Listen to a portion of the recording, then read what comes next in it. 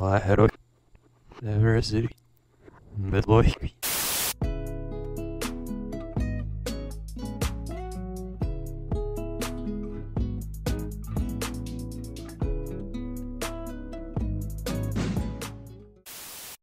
everybody, this is SeetherCord here. Welcome to the Halloween special of SeetherTalks. Ooh, it's all scary. I definitely made that less scary than it actually was. My luck. Today's video has been stuck in my head as an idea for about 6 months, and I finally got around to turning it into a video, fortunately, around this time of Halloween. And as you may have guessed, this video is going to aim towards being horror themed, so we gotta make it very scary, or at least try to make it scary, because I'm going to joke around a lot, of course. Spooky, scary skeletons and shivers down your penis. What the fuck?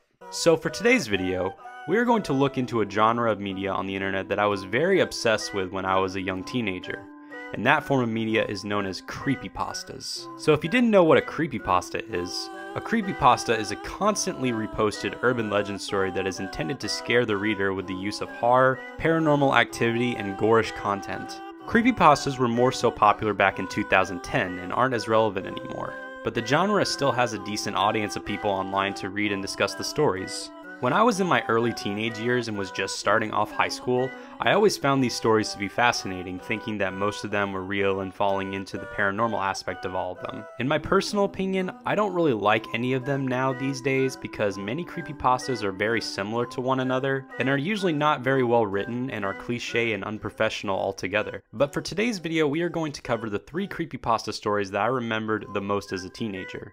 Each of them representing the 3 main types of creepypastas that represent the genre altogether. And with that all out of the way, we can now get our spook on and start off with the 3 creepypastas. Let's begin, shall we? Squidwards Suicide. The first creepypasta we'll be looking at revolves around the lost episode creepypastas. These are the creepypastas which usually involve someone finding a lost tape or seeing a one-time only viewing on TV of a very strange / unusual / scary episode of a TV show. Almost always being from a cartoon. Some examples of this include The Simpsons' Dead Bart, Walt Disney's Suicide Mouse.avi, and Ed, and Eddy's episode 34. But the one we'll be looking at today is supposedly the lost episode of SpongeBob SquarePants known as Red Mist, but commonly referred to as Squidward Suicide. The story revolves around an anonymous person doing an internship at Nickelodeon Studios for the show SpongeBob SquarePants. One day, him, the other interns, and the animators all gather around to watch the finished product for a new episode of the show, but while watching it, they see something else they didn't expect to be animated. The episode starts off with a title card reading, Squidward Suicide. The episode revolves around Squidward getting ready for his clarinet recital, and at the recital, everyone boos his performance. The story then leads into some weird slow-moving imagery and repeated frames and cuts to him at his house. Squidward is then shown crying and having a mental breakdown and then proceeds to put a gun into his mouth and shoots himself. And the episode ends with his dead corpse on the ground.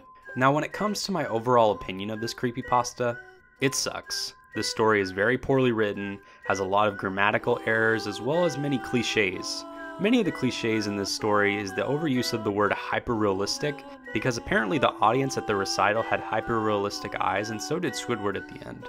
There are videos online of people claiming that they found the tape with the original episode, and even some videos on YouTube with the quote-unquote found footage. But it's pretty obvious that this is all bullshit because when you look at the footage, it's just poorly edited together clips of other episodes from the show. Overall, I think Squidward Suicide is a really dumb creepypasta that's very poorly written, makes no sense, and is one of the most overrated creepypastas out there overall. Seriously, 5 million views? Jeff the Killer.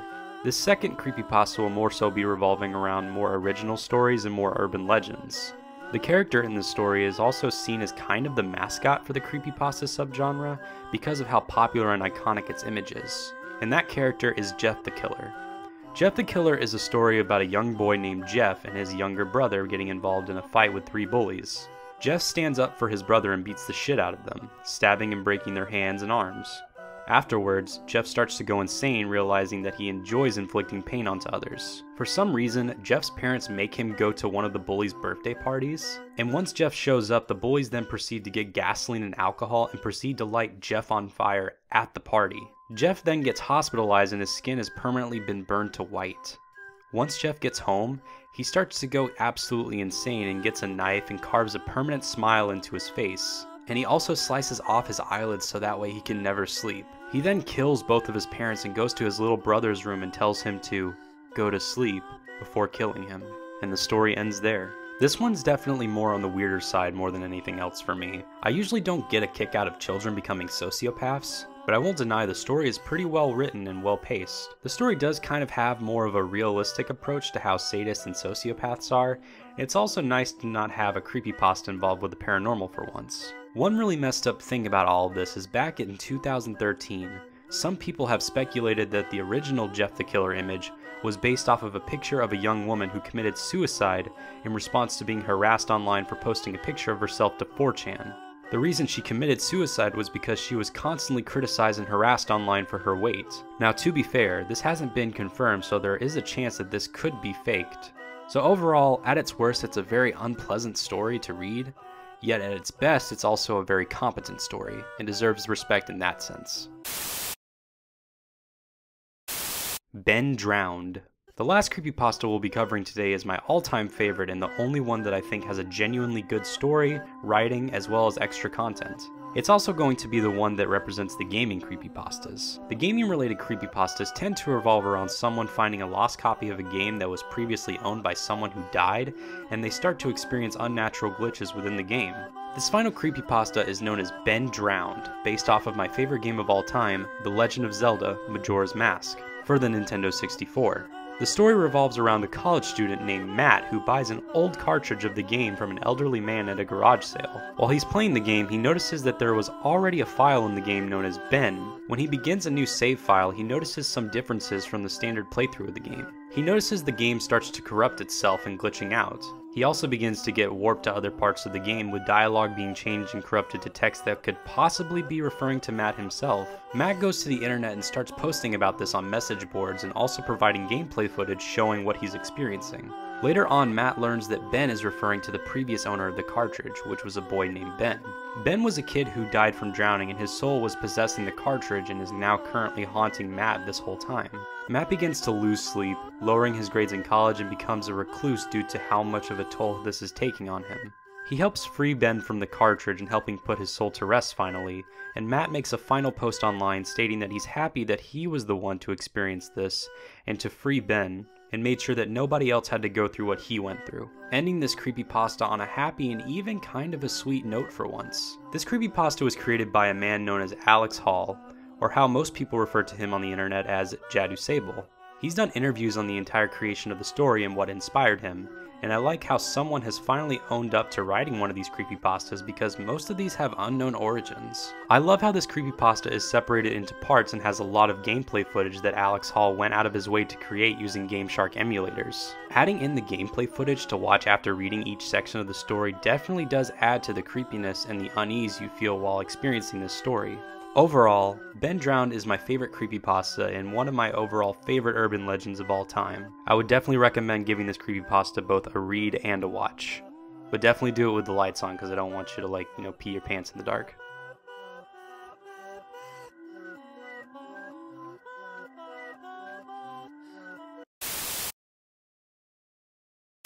Well everybody, that has been the Halloween special for SeetherTalks. I hope you guys enjoyed this video. I had a lot of fun researching for this video and also rereading all these stories. Even though some of the stories I do still feel were crap or meh, it definitely was worth having that sense of nostalgia fuel the fun aspect of making this video. Did you guys like any of these creepypastas that I mentioned? Is there any creepypastas that you guys personally like? Do you disagree with me? Do you agree with me about my opinions on the creepypastas? Let me know down in the comment section down below. If you enjoy my content and want to further help out my channel, please consider donating to my Patreon page, hitting that like button, turning on that notification bell, and subscribing altogether. I have been SeetherCord, and I will see you guys next time. Happy Halloween. La la la la la la la la la